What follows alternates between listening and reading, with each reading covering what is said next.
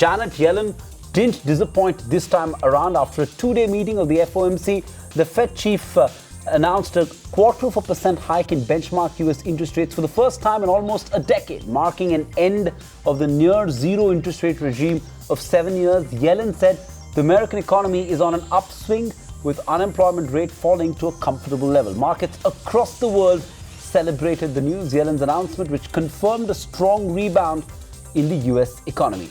Although the Fed rate hike was on expected lines, the Dow Jones Index celebrated the news with a 220-point rally. The party soon spilled over to Asia and all of Europe, and even the Indian market jumped a good 1%, defying the theories of a big dollar outflow.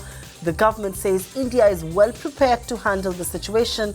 Even market experts believe that Fed rate hike out of the way, one can expect double-digit returns from Dalal Street. The historic Fed decision on hiking rates and its implications in the rest of the world, including India, is our top story on Business Tonight.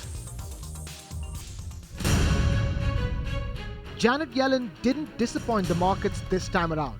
After holding its benchmark federal funds rate near zero for a prolonged period, the US Federal Reserve, headed by Yellen, raised benchmark interest rates by 25 basis points, much in line with market expectations. This action marks the end of an extraordinary 7-year period during which the federal funds rate was held near zero to support the recovery of the economy from the worst financial crisis and recession since the Great Depression. The Fed says the economy is expanding at a moderate pace, and household spending and business investments have been increasing at a decent rate. The only concern is inflation, which continues to rule below the central bank's long-term objective. We have indicated that we will be watching what happens very carefully in the economy in terms of our actual and forecast, our projected conditions relative to our employment and inflation goals, and will adjust policy over time. Yellen says gradual is the word going forward, which means interest rates in the US are likely to remain at low levels in the near term.